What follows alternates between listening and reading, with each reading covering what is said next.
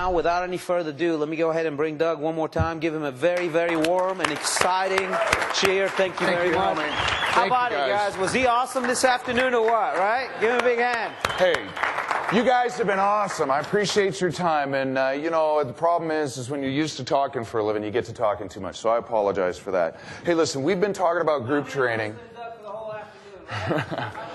Well, hey, listen, we want to have fun. It's all about having fun while you're learning a ton. Now, we've been talking about group training, but I'm here to wrap it up.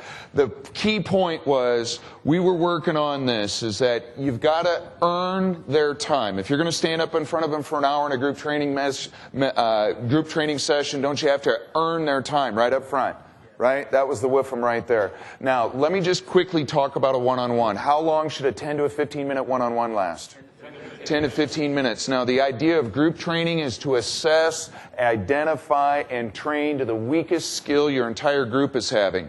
Okay, what's the purpose of one-on-one training? Individual training? To assess, identify, and train on the weakest skill any individual salesperson has. Y'all with me on that? All right, so that's group training, then you have individual training.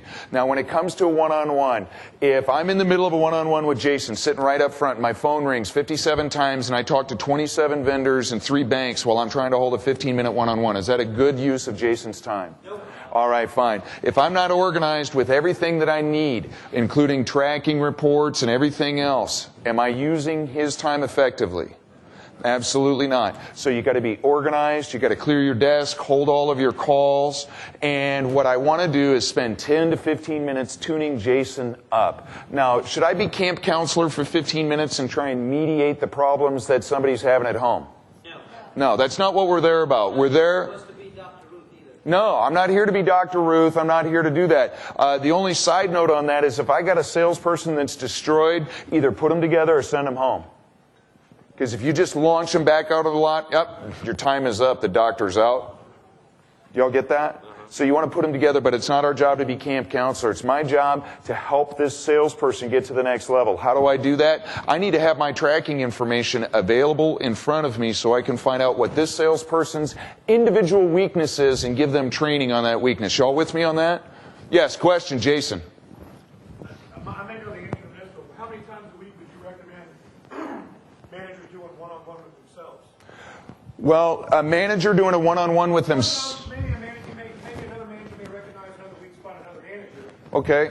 Well, I'm not quite sure how it's supposed to work, but I think it works something like this. The dealer's probably got to have a one-on-one with a general manager. General managers have to have one-on-one with something like their sales managers. Sales managers seem to have one-on-one with sales people. Does that kind of make sense? All right, so, and if I could have a manager in every training sitting in the back room acting as my coach, that's ideal. Okay, what do I mean by that? If I'm going to hold good, effective training, I want Helmy sitting in the back writing down notes and say, hey, Doug, you confused me when you said this. That worked out really good, and this could have worked a little bit better. Does iron sharpen iron? So we want managers to do that. The dealer have the right to have a one-on-one with a sales manager? Sure. How about a dealer having the right to have a one-on-one with their top salespeople? What I would do if I was a dealer, which I did, is you basically have the right to do one-on-ones with the top 20% in your organization. Like have one-on-one with one of my top mechanics. You'll find out everything you need to know in the shop immediately. Should you have one-on-one with the top salesperson? You will know what you need to know and what you don't need to know. Because that salesperson has his own agenda to cover, right? So be very, very careful when you're having a one-on-one with your top salesperson, right? Because whose agenda is he covering? His own. And that's okay. I want to know it so I can address it. Some of them I'm going to address immediately. Some of them I'm going to address quite a bit. That being said, guys, we're going to start our morning tomorrow morning with one-on-one, by the way. We're going to catch you guys very fresh, very tight. We're going to have a wrap-up session of what we did today. But more importantly, we're going to catch you with one-on-one because one-on-one is probably one of the most effective tools that you have to move your dealership to the next step. And it's probably one of the most important tools to gather all the information you need to have the general training sessions. Because you're going to find out from him a little bit about the one-on-one, a lot of information, then Boom! Immediately right after that, what are you going to do? Correct it for everybody. And that's exciting.